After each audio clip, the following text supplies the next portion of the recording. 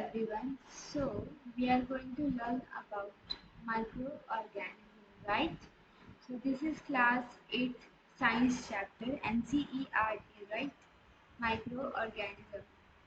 You can see on the screen bacteria, fungi, protozoa, algae, yeast and viruses. Okay, so in this class we are going to learn about all these things, right?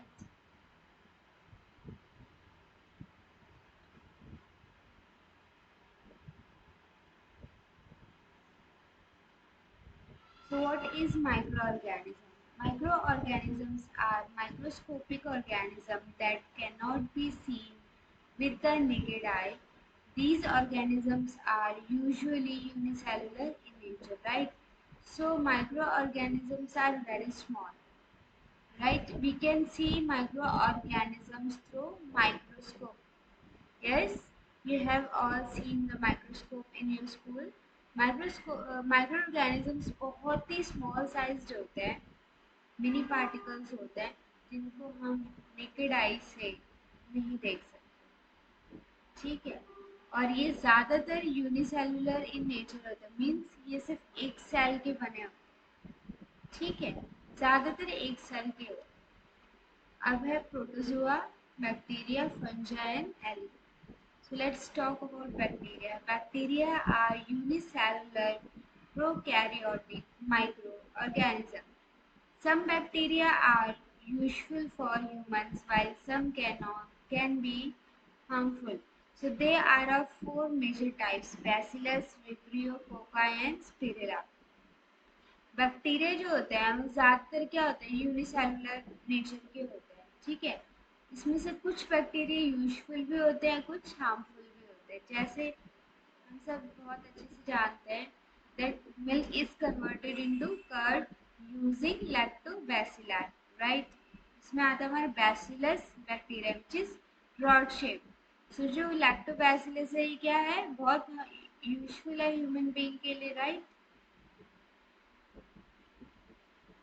Next is probiotics. So bacteria का वो कौन सा form जो हम probiotic की form में use करते हैं, तो यूजुअली कुछ चीज़ें होती हैं जिसे हम फर्मेंट करके यूज करते हैं, ठीक है। तो वो कैसे काम करते हैं, एज एन प्रोबायोटिक काम करती है। जैसे हमने किसी फ्रूट को फर्मेंट करके यूज किया, ठीक है, और जैसे हमने वेजिटेबल जूस को फर्मेंट करके यूज किया, या फिर राइस को हमने फर्मेंट करके यूज किया, तो उसमें कुछ गुड बैक्टीरियाज डेवलप होते हैं जो प्रोबायोटिक का काम करते हैं, ठीक है। आजकल जो मार्केट में प्रोबायोटिक दिख रहा है वो यही प्रोबायोटिक होता है। Probiotic means good bacteria which is good for our gut health, ठीक है, हमारे पेट के लिए जो बहुत ही अच्छा है।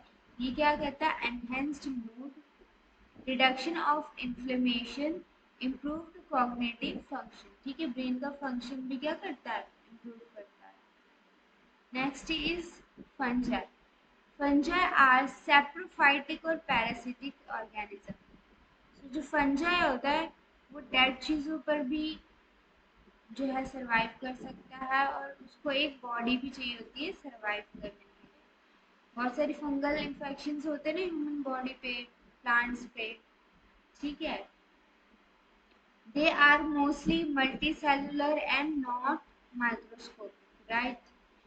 ये जो होते हैं मल्टी सेलुलर होते हैं, मतलब ये बहुत सारे सेल्स से मिलके फंजाई बने होते हैं, लेकिन जो ईस्ट होता है वो यूनिसेलुलर होता है और माइक्रोस्कोपिक ऑर्गेनिज्म।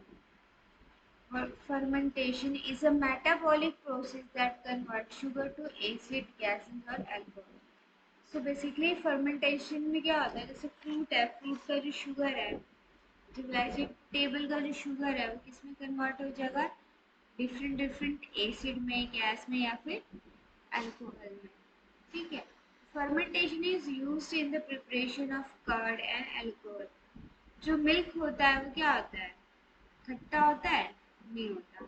लेकिन जब मिल्क में जो लैक्टोबैसिलस बैक्टीरिया उसे जो फर्मेंट कर देती है तो क्या होता है, उसमें से एसिड प्रोड्यूस होने लगता है, जिसकी वजह से दही क्या हो जाता है, खट्टा हो जाता है। Fermentation is used in the preparation of curd and alcohol. Yeast आप जैसे कि देख सकते हो शुगर है उसमें ईस्ट ऐड किया है, वो किसमें कन्वर्ट हो गया है, alcohol. Protozoa, protozoa are single celled microscopic animals. Protozoa क्या होते हैं, सिंगल सेल्ड माइक्रोस्कोपिक एनिमल्स होते हैं which include flagellates, ciliates, sporozoa and many other forms. A few examples of protozoa are amoeba, paramecium, euglena, and plasmodium. What is viruses? सबने Covid 19 के बारे में सुना है? हाँ सुना है ना, ठीक है। कोविड 19 क्या है, viruses are organism that possess nucleic acid but lack replicating machinery. ठीक है, इसके पास अपना न्यूक्लिक एसिड है, डीएनए आरएनए है, बट इसके पास अपनी कॉपी बनाने की मशीनरी नहीं है, रेप्लिकेटिंग मशीनरी नहीं है। So thus a virus cannot survive without a living cell. Viruses are also considered to be on the borderline between living and non-living entities. A few examples of viruses are influenza virus, HIV, rabies virus, polio virus, tobacco and mosaic virus. ये इसके example है। ठीक है, तो आप देख सकते हैं इसमें प्रोटीन अटैच्ड होता है और प्रोटीन कोट होता है जिसे हम क्या बोलते हैं, कैप्सिड बोलते हैं। So this is all about microorganism. I hope you all have understand it very well. If you like this video, please like, subscribe and share. Okay? ताकि और बच्चों को भी जो एक कॉन्सेप्ट है वो क्लियर हो जाए। Thank you so much.